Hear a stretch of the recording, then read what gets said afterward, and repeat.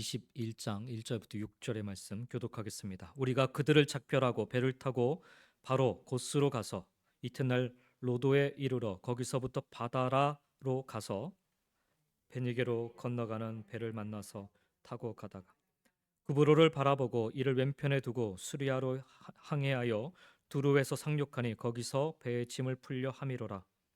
제자들을 찾아 거기서 이레를 머물더니 그 제자들이 성령의 감동으로 바울더러 예루살렘에 들어가지 말라 하더라. 이 여러 날을 지낸 후 우리가 떠나갈새 그들이 다 그 처자와 함께 성문 밖까지 전송하거늘 우리가 바닷가에서 무릎을 꿇어 기도하고 서로 작별한 후 우리는 배에 오르고 그들은 집으로 돌아가니라. 아멘. 오늘 이 말씀을 가지고 오늘에 갇히지 않는 소명이라는 제목으로 말씀을 좀 나누겠습니다. 어제 오늘 참 마음이 심란했었죠. 여러분들이 뉴스를 통해서 다 들으셨지만 한 사람의 잘못된 리더십이 한 민족, 한 나라의 운명을 좌지우지할 수 있음을 확인한 그런 지난 하루였지 않나 생각합니다. 그래서 오늘 더욱더 나의 모습은 어떠한지를 우리가 말씀에 비추어 반성해 보는 그런 시간이 되었으면 합니다. 그저 다른 사람을 비난만 하고야 만다면 우리 역시 저들과 똑같은 사람으로 사는 것이기 때문일 것입니다. 그렇기 때문에 우리 믿는 사람들은 상대방의 그런 잘못된 모습들을 보면서 항상 말씀 속에서 나는 과연 어떠한 길을 걷고 있는가, 어떠한 모습으로 살아가고 있는가를 살필 수 있어야겠습니다. 오늘 우리가 말씀 속에서 보게 되는 사도 바울은 그런 면에서 일상의 삶 속에서 그리스도인으로서 어떤 삶의 태도를 보여야 하는지를 좀 생각해 보게 만듭니다. 어제 오늘 우리 조국 대한민국에서 일어났던 일련의 사태들을 돌아보며 오늘 나는 하나님을 믿는 백성으로서 그리고 그리스도인으로서 어떤 모습으로 살아야 하는가를 오늘 말씀을 통해서 다시금 점검해 보는 그런 시간이 되었으면 합니다. 첫 번째로 사도행전 20장에서부터 사도 바울은 제3차 전도여행을 마무리하면서 성령의 인도하심에 따라 이제 그의 일행과 함께 예루살렘으로 가기로 결심을 합니다. 그리고 오늘의 본문 사도행전 21장 1절은 이렇게 시작되고 있습니다. 우리가 그들을 작별하고 배를 타고라고 시작하고 있습니다. 여기서 우리라고 하는 것은 사도행전을 기록한 누가 자신을 포함한 바울과 그의 일행을 뜻하고요. 그리고 그들이라고 하는 사람들은 바로 에베소의 장로들을 일컫습니다. 본문에서 우리말로 작별하다라고 번역된 헬라어 동사는 아포스파우라는 단어인데 그 의미가 좀 특별합니다. 이후에 6절에서도 작별하다는 동사가 등장을 하는데 6절에서의 동사는 우리가 일반적으로 알고 있는 작별의 의미, 즉 인사하면서 안녕을 비는 그런 동작을 뜻할 때 사용되는 단어가 사용되고 있습니다. 반면에 오늘 본문 1절에 사용되고 있는 동사 이 아포스파오 작별하다라는 말은 떼어내다, 빼내다라는 그런 뜻으로 억지로 분리시키는 동작을 나타내는 동사입니다. 앞서 20장에서 사도행전 20장에서 사도 바울은 3차 전도 여행을 매듭 짓고 예루살렘으로 가는 길에 에베소의 장로들을 밀레도로 불러서 마지막 유언을 남기지 않았습니까? 살아생전에 다시는 바울의 얼굴을 보지 못하게 된 에베소의 장로들은 엉엉 울면서 차례로 바울의 목을 끌어안고 작별의 입맞춤을 계속했지만 그들은 더 깊은 슬픔에 빠져들고 말았습니다. 그들은 모두 항구로 나가 바울이 배에 오르기까지 바울을 전송하였습니다. 그러나 오늘 본문 1절에 의하면 에베소의 장로들이 항구에서도 바울과의 영원한 작별이 아쉬워서 또다시 바울을 끌어안고 놓아주지 않았음을 알 수가 있습니다. 그 의미가 여기 작별하다라는 단어 안에 담겨져 있습니다. 그러고서야 바울은 겨우 배에 오를 수가 있었습니다. 할 수 없이 바울은 일행과 함께 에베소의 장로들을 억지로 떼어내고 겨우 배에 오를 수가 있었습니다. 에베소의 장로들이 바울과의 그 영원한 작별을 얼마나 슬퍼하고 아쉬워했는지를 우리는 바울이 일행과 함께 그들을 억지로 떼어냈다라는 오늘 본문의 증언을 통해 좀 생생하게 좀 확인할 수가 있습니다. 이때 바울은 이미 그 당시 평균 수명의 나이로 보면 인생 말년에 접어들었을 때였습니다. 오늘날로 따지면 은퇴의 나이가 된 셈입니다. 그러니 순전히 바울의 개인적인 입장에서만 좀 생각을 해보면 자신을 그토록 사랑하며 붙잡는 이 에베소의 장로들과 바울이 굳이 작별할 이유가 없었지 않았나, 그렇게 생각을 해봅니다. 특별히 에베소는 과거 바울이 3년 동안 복음을 전했던 곳이기에 바울로부터 주님을 영접한 수많은 그리스도인들이 그곳에 있었어요. 만약 바울이 에베소에 눌러 앉아 그곳에 정착하려고만 했다면 에베소의 장로들과 교인들은 아마도 뛸 듯이 기뻐했을 것입니다. 바울은 그들로부터 받으면서 그들의 경제적인 지원으로 아마도 편안하게 남은 여생을 마감할 수 있었지 않았을까, 그렇게 생각이 됩니다. 결박과 환란이 도사리고 있는 예루살렘으로 가는 길보다는 오히려 그 편이 훨씬 더 육체적으로 나았을 거라라는 생각이 듭니다. 그러나 바울은 그렇게 하지 않습니다. 사랑하는 에베소의 장로들을 억지로 떼어 놓으면서까지 그들과 작별하고 주님께서 명령하신 예루살렘으로 가는 그 길에 나섰습니다. 왜냐하면 바울은 소명의 사람이었기 때문입니다. 소명의 사람은 어떤 상황 속에서든 오늘에 갇히지 않고 오늘을 발판 삼아 내일을 향해 나아가는 사람들입니다. 그래서 소명의 사람은 날마다 새날을 살아간다라고 할 수가 있습니다. 바울이 자기 일신의 안위를 위해서 소명을 마다하고 자신을 환영하는 에베소에 정착을 하였더라면 그에게는 더 이상 새로운 내일이 없었을 것입니다. 자기만의 안위를 추구하는 사람은 지금 오늘의 덫에 갇혀 있기에 그런 사람에게는 순식간에 과거로 회귀해버리는 오늘과 어제 외에 새로운 존재를 위한 새로운 날로서의 내일이 있을 수가 없는 것입니다. 1절의 말씀을 다시 한번 보시면 우리가 그들을 작별하고 배를 타고 바로 고스로 가서 이튿날 로도에 이르러 거기서부터 바다라로 가서라고 합니다. 여기 보면 로스, 로도, 바다라라는 지명들이 나옵니다. 밀레도에서 에베소의 장로들과 겨우 헤어진 바울은 일행과 함께 배를 타고 밀레도 남쪽으로 약 70km 지점에 위치한 섬 고스로 가게 됩니다. 이 고스는 교역의 중심지이자 또한 의학의 아버지 혹은 의사의 아버지로 추앙받고 있는 그리스의 의학자 히포크라테스의 고향이기도 하였습니다. 요즘도 그 의대 가면은 이 히포크라테스의 그 선언이 그 정문에 이렇게 많이 붙어져 있는 것을 보게 됩니다. 바로 그 히포크라테스의 고향이 바로 이 고스라는 곳이었습니다. 바울 당시에도 이 고스에는 유명한 의대가 있었고 좋은 의사로부터 육체의 질병을 고치기 원하는 병자들이 원근각처에서 이 고스를 찾아왔었다고 합니다. 그렇다면 평소 지병을 앓고 있었던 바울, 그렇잖아요 여러분? 3번이나 하나님께 기도할 정도로 자신의 그 질병을 고침받기를 원했던 사도 바울이었어요. 그렇기 때문에 조금 시간 내서 예루살렘으로 가는 여정을 조금만 늦추고서라도 자신이 겪고 있던 이 질병을 위해 이곳 고스에 머물며 치료를 받았어도 되었을 것입니다. 얼마든지 명분은 있어요. 치료받아서 건강한 몸으로 온전한 몸으로 내가 복음을 더 잘 전하겠다. 뭐 얼마든지 그렇게 시간을 내서 이 고스에 좀 머물 수 있었지 않았나 생각이 됩니다. 어차피 지나가는 길이기 때문이기도 하죠. 그러나 사도 바울은 이것을 원치 않았습니다. 그리고는 바울은 날이 밝자 지체하지 않고 선박으로 고스를 출발하여서 동남쪽으로 약 80km 떨어져 있는 로도라는 섬으로 가게 됩니다.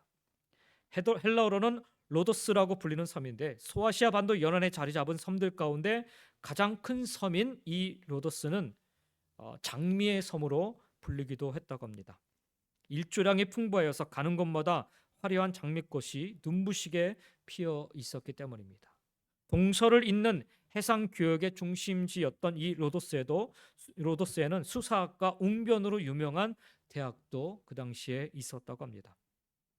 그러나 뭐니 해도 그 당시에 이 로도스 섬을 유명하게 만든 것은 헬리오스 콜로서스라는 그런 큰 조각상이었다고 합니다. 헬리오스는 그리스 신화에 등장하는 태양의 신을 일컫는 말이고 콜로서스라는 말은 거대한 조각상을 뜻하는 말입니다. 주전 305년 마게도니아의 공격을 막아냈던 이 로도스 시민들은 승리를 자축하기 위해서 청동으로 헬리오스 콜로서스를 만들어 세웠는데 그 높이가 무려 36m나 되었다고 합니다. 지금이야 그 정도 조각상 얼마든지 만들 수 있지 않나 생각할 수 있을지 모르겠지만 그 당시에는요 사람이 일일이 다 만들어야 되는 그런 상황이에요. 그러니까 사실 2m, 3m 혹은 4m짜리 그 조각상 만드는 것도 쉽지 않은데 36m나 되는, 그것도 돌로 깎아서 만드는 게 아니라 청동으로 부어 만든 그런 신상을 만들었다는 거예요. 사람 모양의 이 태양신 헬리오스의 청동상을 36m 높이로 건립하는 것은 당시의 기술이나 장비로는 거의 불가능한 일이었다고 합니다. 하지만 로도스 시민들은 주전 280년경에 12년 만에 그 거대한 헬리오스 콜로서스를 세우는데 성공하였다고 합니다. 그리고 헬리오스 그 콜로서스라는 조각상은 완공과 동시에 에베소의 그 아데미 신전과 함께 고대 세계 7대 불가사의 중에 하나로 불리게 됩니다. 근데 불과 56년 후인 주전 224년에 그 거대한 헬리오스 콜로서스는 지진으로 무너지고 맙니다. 근데 여러분, 지진으로 무너졌음에도 불구하고 그 무너진 잔해들이 얼마나 거대했든지 그 무너진 그 청동 잔해들이 또다시 이 로도스의 명물이 되었다고 합니다. 주 1세기 로마의 군인이자 학자였던 데폴리니우스가 그 무너진 청동 잔해들을 보기 위해서 로도스를 직접 방문하였다는 기록이 지금도 남아져 있습니다. 아마도 2000년 전에 로도스에 도착한 사도 바울 역시 항구에 흩어져 있었던 로도스의 명물, 무너진 헬리오스 콜로서스의 그 거대한 청동 잔해들을 충분히 보았을 거라 짐작하고도 남을 것입니다. 따지고 보면 휴양하기 아주 좋은 이 로도스 섬, 더더군다나 바울이 좋아하는 학문적 토양이 잘 마련되어 있는 이곳 로도스였음에도 불구하고 사도 바울은 이거 역시 잠시 스쳐 지나갈 뿐이었습니다. 그리고 로도스에서 다시 배를 갈아탄 바울은 동쪽으로 약 85km 지점에 위치한 소아시아 반도의 남쪽 항구 바다라로 가게 됩니다. 중요한 무역 항구 도시였던 이 바다라는 그 지정학적 이점으로 인해서 계절에 상관없이 언제나 수백 척의 상선들이 오고 가는 그런 해상 교통의 요충지였다고 합니다. 이곳에는 그리스 본토의 델피 신전에 필적하는 아폴로스의 그 신탁수가 있는, 신전과 신탁, 그러니까 그 예언해주는 뭐 그런 것들이죠. 예, 신탁수가 있는 곳으로도 유명했습니다. 수많은 사람들이 오가는 전략적인 요충지, 그 말은 평소 바울이 천막 제조업을 했지 않습니까? 그걸로 먹고 살면서 복음을 전했지 않습니까? 그러니까 자기가 평소 하던 그 사업, 천막 제조업을 위해서는 어찌 보면 더할 나위 없이 없는 그런 좋은 장소였다라고 할 수가 있습니다. 그런 곳에서라면 남은 여생 돈 걱정 없이 편안한 노후를 계획할 수 있었을지도 모르겠습니다. 뭐 또한 얼마든지 명분을 내려면 될 수도 있었을 거예요. 여기서 사업적으로 내가 돈을 좀 많이 벌어가지고 물질적으로 내가 예루살렘 교도 돕고 또 내 뒤를 이어서 하나님의 복음을 전하는 그런 후학들에게, 그 선교사들에게, 전도자들에게 내가 좀 도움을 주겠다, 뭐 이런 생각을 얼마든지 가질 수도 있었을 거예요. 그런데 사도 바울은 이곳 역시 그냥 스쳐 지나가고야 맙니다.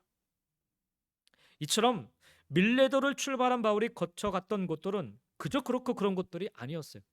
누가가 그래서 여기 지명을 하나씩 적고 있는 이유가 바로 그런 이유 때문입니다. 모두 소아시아 반도 연안에서 아주 빼어난 주요한 그런 도시들이었습니다. 그런 도시들을 사도 바울이 그냥 지나쳐 갔다라는 거예요. 평생 지병에 시달리던 바울이 히포크라테스의 그 출생지이자 병자들의 이상향이 되는 그런 고수섬에 정착하여 자신을 괴롭히던 지병을 다스리며 육체적으로 편안한 노후를 지낼 수도 있었을 것입니다. 위대한 설교자였던 바울은 웅병과 수사학으로 유명했던 그 장미의 섬 로도스에서 웅병과 수사학을 가르치며 보다 안정된 노후를 보장받을 수도 있었을 것입니다. 또는 계절에 상관없이 항상 수백 척의 상선들이 드나드는 그 바다에 정착하여서 자신의 천막 제조 기술로 신규 사업을 벌이며 노후에 돈 걱정 없이 편안히 즐길 수도 있었을 것입니다. 그러나 바울은 육체적이거나 경제적인 이점을 지닌 그 빼어난 곳들을 단지 경유지로만 삼았을 뿐 그 어느 곳에도 집착하거나 정착하려 하지 않았습니다. 그렇게 오늘에 갇히지 않는 삶으로 하나님이 주신 소명을 이루며 살았던 사도 바울이었습니다. 오늘 내게 무언가를 채워주는 삶에 집착하지 않고 하나님이 내게 주신 소명 하나에만 집중하는 삶을 살았기 때문입니다.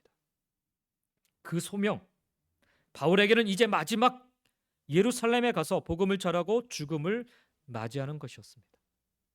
그런데도 그는 이 마지막 소명을 위해 오늘이라는 자신의 삶에 갇히지 않고 하나님의 소명에 충성되이 최선을 다하는 삶으로 나아갔던 것입니다. 나의 유익이 아니라 하나님 나라를 위한 삶을 위해, 그래서 그로 말미암아, 사도 바울로 말미암아 수많은 잃어버린 생명들이 하나님께로 돌아오는 역사가 시작될 수 있었습니다. 오늘에 갇히지 않는 삶으로 말미암아 하나님이 주신 소명을 굳게 붙잡고 살아감으로 말미암아. 사랑하는 성도 여러분, 우리도 오늘이라는 시간에 갇혀 살지 않고 하나님이 주신 소명 붙들고 살아갈 수 있기를 예수님의 이름으로 간절히 축원드립니다. 물론 오늘이 중요하죠. 내게 유익을 주고 내가 살 이유가 되기 때문에 오늘이라는 시간은 참 좋습니다. 중요합니다. 그러나 우리가 이 오늘이라는 시간에 갇혀 살게 되면 나 하나의 생명으로 끝나고 말아요. 나 하나만으로 만족하고 말게 된다는 거예요. 그게 어제 우리 조국 한국 땅에서 일어났던 사건의 본질입니다. 나 하나. 오늘이라는 시간에 갇혀 살았기 때문에 하나님이 주신 소명을 붙들고 살아가면 나 하나의 생명으로 끝나지 않고요, 다른 영혼들의 생명을 얻는데 쓰임 받을 수 있다라는 사실, 우리는 이 귀한 진리의 말씀을 꼭 기억할 수 있기를 간절히 소망합니다. 그리하여서 오늘이란 시간에 우리가 갇혀 살지 않고 하나님이 주신 소명을 붙들고 살아감으로 마지막 날에 하나님 앞에 섰을 때 귀하고 복된 열매를 하나님께 보여드릴 수 있기를 주의 이름으로 간절히 축원드립니다. 계속해서 2절의 말씀을 두 번째로 보면 2절에 보니까 베니게로 건너가는 배를 만나서 타고 가다가라고 말씀하고 있습니다. 바울 일행은 목적지인 예루살렘으로 가기 위해서 바다라에서 지중해를 횡단하여 팔레스타인의 그 베니게로 직행하는 배를 타게 됩니다. 베니게는 오늘날의 레바논 지역으로 로마 제국의 행정구역상 수리아에 속해 있었습니다. 바다라에서 베니게까지는 바닷길로 약 한 650km, 약 한 400마일 이상이 되는 그런 긴 거리입니다. 그 당시 선박으로는 일주일 이상 배를 타고 가야 되는 그런 거리였어요. 그 먼 거리를 직항하기 위해서는 상당한 규모의 상선이어만 했습니다. 조그만 배 가지고서는 건널 수 없는 그런 바다였습니다. 밀레드에서 작은 연안선으로 고스와 로고스를 거친 바울은 해상교통의 요충지였던 이 바다라에 이르러서야 지중해를 횡단하여 베니게로 직행하는 큰 배 상선을 찾을 수 있었던 것입니다. 3절에 보니까 구브로를 바라보고 이를 왼편에 두고 수리아로 항해하여 두루에서 상륙하니 거기서 배의 짐을 풀려 하미러라 말씀합니다. 계속해서 말씀드리지만 누가가 의도적으로 지금 이 지명들을 지금 다 적고 있어요. 그래서 여기 나오는 지명들은 그냥 우리가 지나쳐 볼 수 있는 그런 지명들이 아니라 조금은 생각해 봐야 될 그런 지명들이라는 거예요. 바울 일행이 탄 배는 지중해를 횡단하여서 화물을 풀기 위해 베니게의 두로에 정박을 하였습니다. 본문은 그 배가 지중해를 횡단하는 동안에 바울이 구브로를 바라보았음을 증언하고 있습니다. 우리말로 여기 3절에 바라보다라고 번역된 헬라어 동사는 아나프하이노라는 말인데 나타나다라는 의미예요. 눈앞에 나타나다. 그러니까 배를 타고 가다 보면 섬들이 앞에서 나타났다가 옆으로 스쳐 지나 사라지지 않습니까? 그와 같은 상황을 지금 누가가 설명을 하고 있는 것입니다. 묘사를 하고 있는 것입니다. 베니게를 향해 지중해를 헤치고 나아가는 바울이 승선하고 있는 배 앞쪽으로 구브로 섬이 나타난 것입니다. 그리고 서쪽에서 약간 북동쪽으로 200km나 길이로 뻗어 있는 그 섬은 배 왼편으로 계속 보이게 됩니다. 이 구브로라는 섬이요, 이 길이가 200km 정도 돼요. 상당히 큰 섬이에요. 그러니까 최소 만 하루 이상을 배 위에서 계속해서 그 섬을 볼 수밖에 없는 그런 섬이 바로 이 구브로 섬이었습니다. 오늘날의 이 터키 대륙을 일컫는 소아시아 반도와 접해 있던 에게해와 지중해 연안에는 수없이 많은 섬들이 자리 잡고 있었는데, 그런데 그 많은 섬들 중에 굳이 이 구브로 섬을 누가가 언급을 하고 있어요. 바울이 그 섬을 계속 바라보았음을 유독 오늘 여기 사도행전 21장 3절에서 증언하고 있는 까닭이 무엇이겠습니까? 그 섬이 지중해에서 세 번째로 크기 때문에, 큰 섬이기 때문에, 그런 이유 때문에 여기 적었을까요? 아니면 사도행전을 기록한 누가가 그런 아무 의미 없이 그냥 그렇게 여기에다가 구브로 섬을 적었을까요? 적어도 성경은 하나님의 말씀인 것을 우리가 기억한다면 성경에 기록된 내용과 단어마다 절대적인 의미가 내포되어 있다라고 우리는 생각할 필요가 있습니다. 구브로 섬은 지중해 세계 전도에 나섰던 사도 바울의 첫 번째 전도지였습니다. 그리고 약 13년에 걸친 세 번의 전도 여행을 매듭 짓고 예루살렘으로 향하는 바울 앞에 이 구브로 섬이 다시 눈앞에 나타난 것입니다. 사도 바울의 입장에서 보면 13년 만에, 그리고 자기의 모든 사역을 이제 마치고 죽음을 앞두고 지금 예루살렘으로 가는 그런 상황 아닙니까? 그 마지막 순간에 다시 그 전도 여행 처음 떠났던 그 원점으로 되돌아오는 그런 상황이 된 것입니다. 바울은 배 위에서 최소한 만 하루 이상을 그 섬을 바라보게 됩니다. 그저 구브로 섬의 경관을 감상한 것이 아니었을 것입니다. 그래서 누가는 지금 이 구브로 섬을 바라보았다라고 이야기하고 있는 것입니다. 그 섬은 지난 세월 동안 자신을 이끌어 주신 하나님의 손길과 사도 바울 자신의 삶을 비춰주는 하나의 화면과도 같은 것이었습니다. 바울은 안디옥교의 담임 목사였던 바나바의 초청으로 안디옥에서 공동 목회를 하던 중에 성령 하나님의 지시에 따라 1차 전도 여행에 나서게 되었지요. 자기가 원해서 나가선 것이 아닙니다. 성령 하나님의 인도하심 따라서 그들이 나서게 되죠. 그리고 첫 번째 전도지였던 곳이 바로 이 구브로 섬이에요. 이 구브로 섬에서 사도 바울은 자신의 생애에 아주 중요한 두 가지 변화를 겪게 됩니다. 첫 번째 변화는 그의 이름이 바뀌게 됩니다. 바울의 이름은 본래 사울이었죠. 사울은 이스라엘 초대 왕의 이름이었고 바울은 사울 왕을 배출한 베냐민 지파의 출신이었습니다. 그래서 바울의 아버지는 자기 아들에게 사울 왕처럼 위대한 인물이 되라라는 그런 뜻으로 이 사울이라 이름을 지어 주었던 것입니다. 젊은 시절에 바울이 유대교 내에서 출세하기 위해 교회 짓밟는 데 앞장섰던 것은 사도 바울이 자기 본명 원래 사울이었던 것과 무관하지 않았던 것입니다. 그러나 첫 번째 전도지였던 이 구브로에서 그의 이름이 사울에서 바울로 바뀌게 됩니다. 바울은 작은 자라는 의미입니다. 멈추다, 단념하다를 뜻하는 헬라 동사 파우어에서 파생된 단어가 바로 이 바울이라는 단어입니다. 주님의 부르심을 받은 이후에도 본명인 사울로 불리던 바울이 첫 번째 전도지였던 이곳 구브로에서 자신이 그토록 크다라고 대단하다고 생각했던 그 생각을 완전히 버리게 되는 순간이 바로 이 구브로의 섬에서 일어났던 일입니다.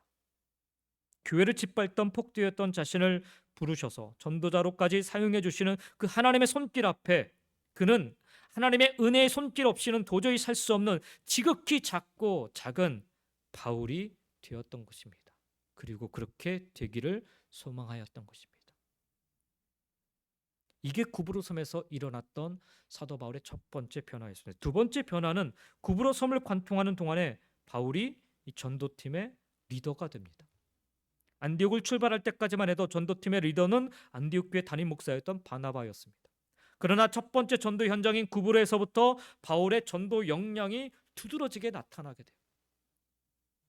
자기가 의도했던 건 아닌데 성령 하나님이 함께 하셔서 사도 바울의 능력이 또 영적인 그런 자질들이 여기서 드러나게 돼요. 그래서 바나바는 전도팀의 그 리더 역할을 기꺼이 사도 바울에게 양보했고 바울은 그것을 겸손하게 받아 순종하게 됩니다. 그 이후부터 전도 여행은 사도 바울의 소명 의식하에서 계속되게 됩니다. 하나님의 인도하심 따라서 구브로 섬까지 갔는데 그곳에서 사도 바울은 자신의 진짜 소명이 무엇인지를 발견하게 되고 그리고 이 구브로 섬에서부터 그 소명을 따라서 움직여가게 됐다라는 거예요. 구부로 다음 행생지였던 버가에서 풍토병에 걸리게 된 바울이요, 전도여행을 포기하지 않고 그 높고 높은 함산 중령의 타우로스 산맥을 넘어서 비시디아 안디옥까지 갈 수밖에 없었던 것, 바울에게 바로 이 전도팀의 리더로서 투철한 소명감이 생겼기 때문에 가능했던 일이었습니다. 이처럼 구부로 섬은 사도 바울 스스로 자신의 소명 의식을 다시금 발견하고 하나님이 이끄시는 손길을 깨닫는 그런 중요한 시간의 장소였던 것입니다. 첫 번째 전도지였던 구부로에서 일어났던 이 두 가지 변혁은 사도 바울 전생에 아주 지대한 영향을 미치게 됩니다.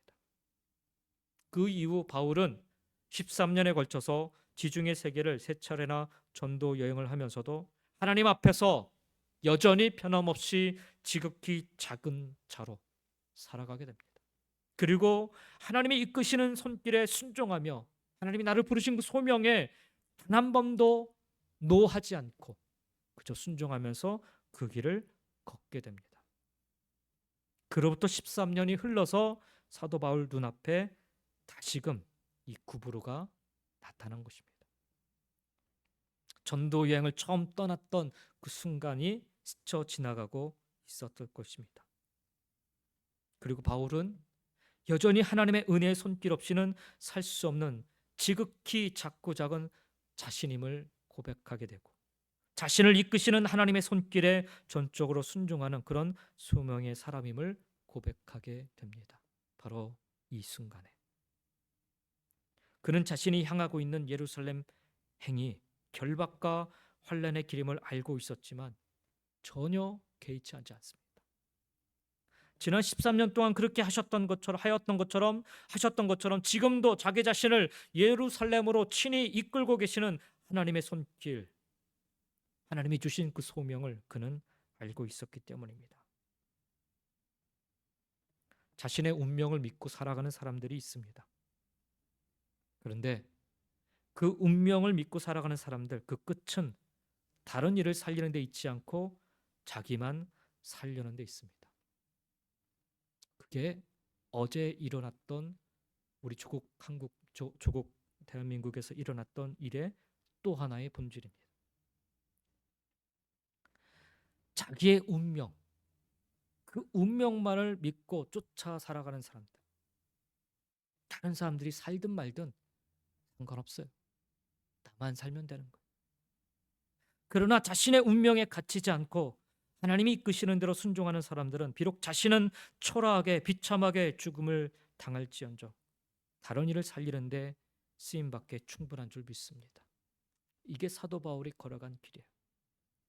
우리 인생의 여정마다 다들 이정표 하나씩은 있는 줄 믿습니다. 바울에게는 어쩌면 이 마지막 예루살렘으로 가는 길에서 본 이 구부로 섬이었을지 모릅니다. 큰 자에서 작은 자로의 자신의 이름이 바뀌고 큰 자의 삶을 추구하던 자신이 이제는 작고 작은 삶이어도 좋다라는 인생의 모토가 바뀌던 그 경이로운 순간에 이정표, 내 의지로 살아가던 삶에서 하나님의 이끄심에 순종하여 사는 삶으로 바뀌고 그것이 자신의 평생의 소명이 되어버린 이정표. 그렇게 하나님의 손길 속에 운명에 갇히지 않는 소명을 붙잡고 산 바울처럼 그 하나님의 손이 오늘도 우리와 함께 하심을 여러분 기억하시면서 그 하나님의 손길 앞에서 자신을 하나님보다 더 크게 여기던 사울됨을 우리도 포기할 수 있기를 원합니다. 하나님의 손길만을 의지하는 지극히 작고 작은 바울과 같은 모습으로 살아갈 수 있기를 소망합니다. 그 하나님의 손길이 이끄시는 대로 순종하며 그 어떤 상황 속에서든 그리스도인답게 소명의 삶을 살아갈 수 있기를 예수님의 이름으로 간절히 축원드립니다. 그 끝에는요, 생명의 역사가 반드시 있는 줄 믿습니다. 세 번째로 오늘 마지막 한 가지 더 말씀을 좀 드리면 밀레드에서 에베소의 장로들과 어렵게 작별한 바울과 그의 일행이 탐배는요, 약 일주일 만에 지중해를 횡단하여서 화물을 풀기 위해서 베니게의 두로에 정박을 하게 됩니다. 7절 말씀에 의하면 바울이 타고 온 배의 최종 목적지는 두로 남쪽의 둘레마이였습니다. 사도행전 20장 16절은 바울이 될 수 있는 대로 오순절 안에 예루살렘에 이르려고 서둘렀음을 증언하고 있습니다. 그러나 바다라에서 두로까지 직행한 배를 탄 바울은요, 지중해 해안선을 따라 계속 작은 배를 바꿔 타면서 두로에 이르는 것보다 시간적으로 훨씬 많은 날을 절약하게 됩니다. 그래서 바울은 자신이 타고 온 배가 이 두로에서 화물을 내리고 새 화물을 적재하여서 돌레마이로 출항할 때까지 약 한 7일 동안 두로에 머물기로 그렇게 마음을 먹습니다. 그렇다고 해서 두로에서 편안하게 쉬기 위함이 아니었습니다. 바울은 일행과 함께 타락의 도시였던 이 두로에 살고 있던 제자들을 찾아 나섭니다. 4절에 그러죠. 제자들을 찾아 거기서 이레를 머물더니. 마가복음 7장에 보면 예수님께서 두로를 방문하셨을 때 귀신 들린 소년에게 귀신을 쫓아 주셨음을 증언하고 있습니다. 그때로부터 두로에는 주님을 영접한 제자들이 있었던 것입니다. 사도행전 15장 3절에 따르면 1차 전대행을 마친 바울이 바나바와 함께 예루살렘에 가는 길에 이 베니게의 두로에서 그때 예수님 통해서 복음을 듣고 예수님을 따르는 그런 제자들, 그 제자들을 바로 사도행전 15장에서 만나게 됩니다. 그리고 그 타락의 도시에 살고 있는 그들의 믿음을 그때 복도와주고 또 주님께서 이방인에게 어떻게 구원의 역사를 펼치고 계시는지를 증언해 준 적이 있었습니다. 그 이후에 오늘의 본문 속에서 두로에 잠시 정착한 바울은 약 한 시기적으로 따지면 10년 만에 그때 제자들을 찾아가서 그들과 7일 동안 함께 지냈던 것입니다. 4절의 말씀을 다시 한번 보시겠습니다. 제자들을 찾아 거기서 이레를 머물더니 그 제자들이 성령의 감동으로 바울더러 예루살렘에 들어가지 말라 하더라 말씀합니다. 두로의 제자들도 바울더러 예루살렘으로 가면 안 된다라고 그렇게 이야기를 하고 있는 것입니다. 그냥 이야기한 게 아니라 권유한 게 아니라 여기 보면 그 원어 자체가 명령형으로 기록되어 있습니다. 두로의 제자들이요 사도 바울에게 그렇게 명령한 근거는 오늘 본문에 보니까 성령의 감동으로 바울에게 그렇게 명령하였음을 밝혀주고 있습니다. 성령님께서 두로의 제자들에게도 바울이 가려는 그 예루살렘 길에 결박과 환난의 길임을 알려주셨던 것입니다. 두로의 제자들이 몰랐다면 모르지만 그 사실을 안 이상 사랑하는 바울이 결박과 환난의 길로 내딛는 것을 알면서도 그냥 가만히 보고만 있을 수는 없었던 것입니다. 그들은 그래서 예루살렘으로 가지 말라라고 그냥 부탁한 게 아니라 명령형으로 되풀이하면서 바울을 만류하였던 것입니다. 하지만 두로의 제자들이 계속해서 만류한다고 해서 바울이 주님으로부터 부여받은 자신의 소명을 내려놓을 사람이 아니었죠. 바울은 20장 사도행전 20장에 에베소 장로들 앞에서 그랬던 것처럼 이 두로의 제자들 앞에서도 자신의 굳은 결심을 아마도 분명하게 천명하였을 것입니다. 내가 달려갈 길과 주 예수께 받은 사명 곧 하나님의 은혜의 복음을 증언하는 일을 마치려 하면 나의 생명조차 조금도 귀한 것으로 여기지 아니하노라. 바울의 이 굳은 믿음의 선포 앞에서 두로의 제자들이 무슨 말로 사도 바울을 만류할 수 있었겠습니까? 오늘 본문 5절에 보니까 사도 바울의 그 굳은 마음을 다시 한번 그들이 확인하고 나서 이 여러 날을 지낸 후 우리가 떠나갈새 그들이 다 그 제자와 함께 성문 밖까지 전송하거늘 우리가 바닷가에서 무릎을 꿇어 기도하고라고 말씀합니다. 마침내 7일이 지나 배가 다시 출항하는 날이 되었습니다. 두로의 제자들도 성문 밖까지 바울 일행을 배웅하게 됩니다. 그리고 바울 일행은 밀레도에서 에베소의 제자 장로들과 작별할 때처럼 두로의 제자들과 함께 바닷가에 무릎을 꿇고 기도합니다. 두로의 제자들은 바울이 결박과 환난의 길에서 능히 승리할 수 있기를 위하여 기도했을 것입니다. 사도 바울은 이 타락의 도시였던 두로에서 제자들이 계속해서 믿음을 지켜 나갈 수 있도록 아마도 그렇게 기도했을 것입니다. 그런 기도하는 시간을 가졌어요. 근데 여기 우리가 5절에서 좀 주목해 봐야 될 것이 하나 있는데 그 뭐냐면 이렇게 여러 날을 지난 후에 우리가 떠나갈새 그들이 뭐라고 해요? 다 그 처자와 함께 성문 밖까지 전송했다라고 말씀합니다. 두로의 제자들만 항구까지 바울 일행을 따라 나선 것이 아니었습니다. 두로의 제자들은 모두 자신들의 처자들과 함께 데리고 여기 항구까지 나갔다라고 적고 있습니다. 아내와 자녀들. 이 이전까지의 기록들을 보면 이렇게 적은 표현이 한 번도 등장하지 않습니다. 여기에서 처음으로 처자와 함께라는 그런 표현이 등장을 하고 있습니다. 그들은 두로에 있던 제자들은 자신들의 처자들과 함께 바닷가에 무릎을 꿇어 바울 일행과 기도하였고 자신들의 그 아내와 자녀들과 함께 배에 오르는 바울 일행을 끝까지 전송하였다라는 것입니다. 이걸 누가가 지금 적고 있어요. 그들이 모두 아내와 자식들을 데리고 한국까지 나가 바울을 전송했다라고 누가가 사도행전을 통틀어서 이 중요한 현장에 이가 같이 증언하고 있는 것은요, 특별한 의미가 있기 때문에 그렇습니다. 지난 7일 동안 자신들의 아내와 자녀들과 함께 사도 바울로부터 주님의 말씀을 들었다는 것을 의미하는 것이고요. 바울의 예루살렘 그 길로 가는 길이 결박과 환란이 도사린 길임을 알고서도 두루의 제자들이 예루살렘으로 가지 말라고 거듭하여 명령함으로 바울을 만류했을 때도 아마도 이 두루의 제자들과 아내들과 그 자녀들, 가족들 다 그 현장에서 그 이야기를 들었을 것입니다. 그들의 거듭된 만류에도 불구하고 내가 달려갈 길과 주 예수께 받은 사명, 그 하나님의 은혜의 복음을 증언하는 일을 마치려 하면은 나의 생명조차 조금도 귀한 것으로 여기지 아니하노라라는 흐트러짐 없는 이 바울의 선포, 아마 그들 역시 직접 보고 들었을 것입니다. 그 모든 경험은 그들에게 더없이 생생한 신앙 교육이 되었던 것입니다. 그리고 7일이 지나서 바울이 두로를 떠나는 날, 이제 바울과 헤어지면 살아생전에 다시는 바울의 얼굴을 보지 못할 것을 그들이 알았기에 그 마지막 작별하는 마지막 현장에 자신들의 아내와 자녀들을 함께 나가서 보여주고 싶었던 것입니다.